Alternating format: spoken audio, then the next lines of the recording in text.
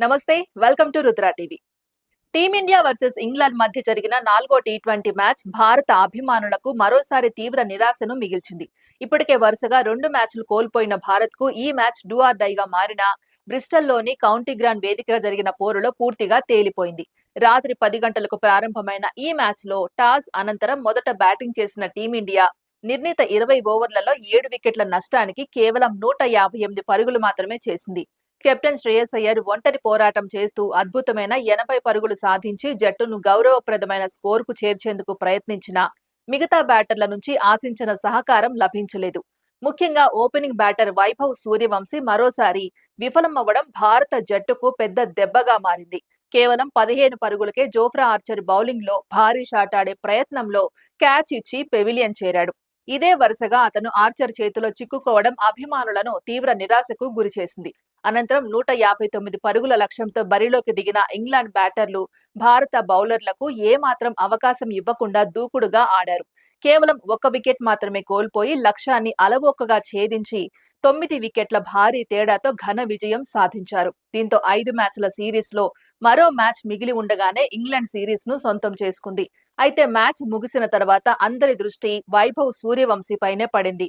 అతని బ్యాటింగ్ తీరుపై భారత దిగ్గజ క్రికెటర్ సునీల్ గవాస్కర్ తీవ్ర అసంతృప్తి వ్యక్తం చేశారు.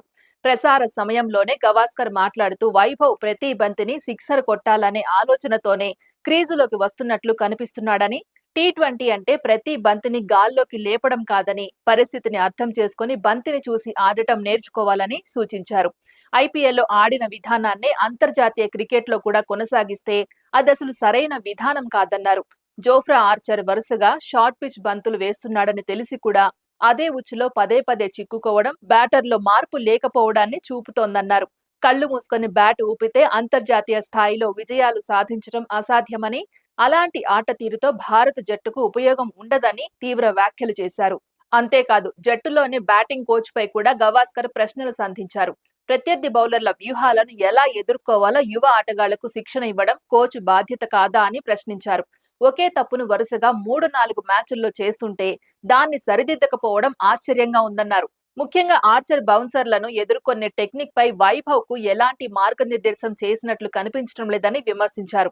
ఐపీఎల్లో వేగంగా పరుగులు చేయడం ఒకటే అంతర్జాతీయ క్రికెట్లో విజయం సాధించడానికి సరిపోదని, అక్కడ ప్రతి బంతికి ప్రత్యేకమైన ప్రణాళిక అవసరమని చెప్పారు. వైభవ్ వద్ద ప్రతిభ ఉన్నా దాన్ని సరైన దిశలో మలచకపోతే భవిష్యత్తులో తీవ్ర ఇబ్బందులు ఎదురవుతాయని హెచ్చరించారు. మరోవైపు అభిమానులు కూడా సోషల్ మీడియాలో వైభవ్ ఆట తీరుపై విమర్శలు గుప్పిస్తున్నారు. కొందరు అతను కేవలం 15 ఏళ్ల యువ ఆటగాడని, అతనికి మరింత సమయం ఇవ్వాలని చెబుతుండగా, మరికొందరు మాత్రం జాతీయ జట్టులో అవకాశం దక్కిన తర్వాత బాధ్యతాయుతమైన బ్యాటింగ్ చేయాల్సిందేనని అభిప్రాయపడుతున్నారు. మరోసారి ఆర్చర్ బౌలింగ్ కు బలవడం అతను తన బలహీనతలను అధిగమించాల్సిన అవసరాన్ని స్పష్టంగా చూపించిందని విశ్లేషకులు పేర్కొంటున్నారు. ఈ సిరీస్ లో భారత బ్యాటింగ్ విభాగం మొత్తంగా ఆశించిన స్థాయిలో రాణించకపోవడం కూడా ఓటమికి ప్రధాన కారణంగా నిలిచింది. శ్రేయస్ అయ్యర్ ఒక్కడే పోరాడినా మిగతా బ్యాటర్లు వరుసగా విఫలమవడంతో జట్టు భారీ స్కోర్ చేయలేకపోయింది. బౌలింగ్ లో కూడా భారత బౌలర్లు ఇంగ్లాండ్ బ్యాటర్లపై ఒత్తిడి తీసుకురాలేకపోయారు. పవర్ ప్లే నుంచే ఇంగ్లాండ్ దూకుడు ప్రదర్శించడంతో మ్యాచ్ పూర్తిగా వారి చేతుల్లోకి వెళ్లిపోయింది. ఈ పరిస్థితుల్లో చివరి మ్యాచ్ లో అయినా గెలిచి పరువు నిలబెట్టుకునే లక్ష్యంతో టీమిండియా బరిలోకి దిగనుంది. అదే సమయంలో వైభవ్ సూర్యవంశీ తన ఆట తీరులో మార్పు తీసుకురావాల్సిన అవసరం ఎంతైనా ఉందని మాజీ క్రికెటర్లు, విశ్లేషకులు సూచిస్తున్నారు. ప్రతిభ ఒక్కటే సరిపోదని, సహనం, పరిస్థితులకు అనుగుణంగా ఆడే నైపుణ్యం, బౌలర్ల వ్యూహాలను అర్థం చేసుకునే సామర్థ్యం కూడా అంతే ముఖ్యమని గుర్తు చేస్తున్నారు. ఇక సునీల్ గవాస్కర్ చేసిన ఈ ఘాటు వ్యాఖ్యలు ఇప్పుడు భారత క్రికెట్ వర్గాల్లో హాట్ టాపిక్ గా మారాయి. యువ ఆటగాడిపై ఇంత తీవ్రంగా స్పందించడం సరైందా అనే చర్చ ఒకవైపు సాగుతుండగా, మరోవైపు ఆయన చెప్పిన సాంకేతిక లోపాల్లో నిజం ఉందని పలువురు మాజీ క్రికెటర్లు కూడా అభిప్రాయపడుతున్నారు. దీంతో చివరి మ్యాచ్ లో వైభవ్ కు మరో అవకాశం లభిస్తే తన విమర్శలకు బ్యాట్ తోనే సమాధానం చెబుతాడా, లేక మరోసారి విఫలమై విమర్శలను మరింత పెంచుకుంటాడా అన్న ఆసక్తి ఇప్పుడు భారత క్రికెట్ అభిమానుల్లో నెలకొంది. ఇది ఇవాళ అప్డేట్. మరో అప్డేట్ తో మళ్ళీ కలుద్దాం. అంతవరకు చూస్తూనే ఉండండి రుద్రా టీవీ.